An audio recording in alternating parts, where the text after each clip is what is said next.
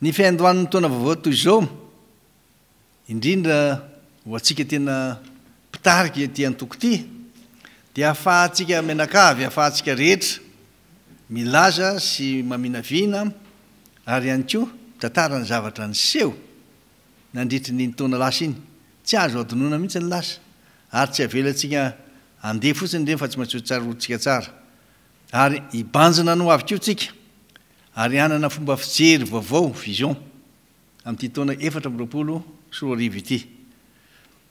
Inoy tsara ary, noho ny toe-javan'ny tranga teto amin'ny firenentsika tamin'ny taona 2024 iny, dia tsara mampafantatra anareo hoe inona marina zany ny toerana nisy atsika, ary inona tonga atsika toy izao.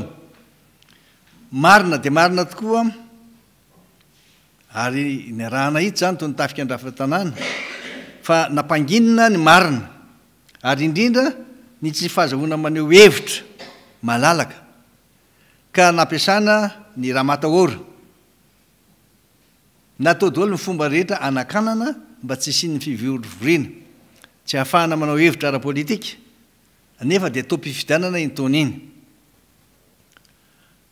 Hitantsika tsara ary ny andohany zany hoe tolona izany. Ny andohan'ny tolona dia nanomboka ny tolona isika, satria ny tolomantsika fa ny fanampenam-bava, tsy famelana ny olona ivory dia tsy neketsika izany. Ny tsy fanekena, ny anaovana amboletra ny fifidianana, izay mariana sy rahana hita tsara fa nitongilana, fenosoka, nanao izay nampandaniana ny kandidat-panjakana. Ny fomba rehetra ny azo ny atao dia nataony daholy mba hampitahorana, mba hanakanana, ary indrindra tena naovana herisetra. Tsy tsika irery, fa ireo mpiaradia amintsika. Eny fa na dia ny FFKM mara izay fiangonana kristiana eto Madagasikara, misy an'ireo ray aman-dreny izay mitarika. Eny fa na ireo société civile ary, fiarahamonim-pirenena, ireo maso ivohy izay niasa teto sy mahalala ny zava-misy, dia samy natsapa fa tsy rariny, tsy mendrika, tsy sahaza mivoaka malagasy zavatra niseho. Satria manana n'ilay déclaration des droits de l'homme tsika, manana n'ilay déclaration universelle momba ny zany fahalalahana zany sika, saingy indrisy teto amintsika tsy izay ny tranga. Maro aminareo ny mbola mametra-panontaniana, ary naizara dia mamaly azy sadaikatra ihany. Hono a président, dia ahoana zany zao ny tohiny? Satria mbola nataony ihany ilay fifidianana amboletra, ilay fifidianana sarotsarom-pifidianana.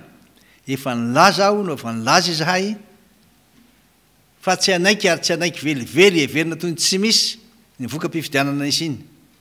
Ary tena nataonay mazava tsara zay fanazavana izay.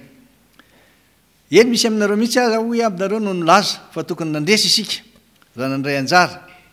Ny zava-marina nefa dia tsy afaka nandray anjara amin'ny fifidianana toy ireny isika, satria tsy ho mari-toerana naoviana zany fitondrana, tsy milamina zany, tsy mandeha amin'ny fahamarinana zany, izay ny tanila izany, ary indrindra tsy manaraka ny lalam-panorenana. Tsy ahatra noviana zany, na inona filazana, na miteny izy fa hoe androso akaiza, any amin'ny tena lalana entina fampandrosoana ny firenena ve, mba hampanana malagasy, mba hatonga an'izy ireo anana zany hoe sohimbonana zany, filaminana zany, fandriam-pahalemana. Ny fifidianana marina ihany no antoka mitondra amin'ny fahamarinana toerana ara-politika na ny stabilité politika.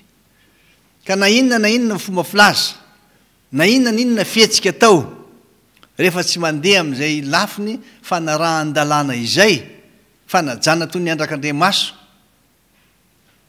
ny lalam-panorenana izay, tsy afaka ny aritra, ary tsy avy tanjavatra izay fifidianana zany.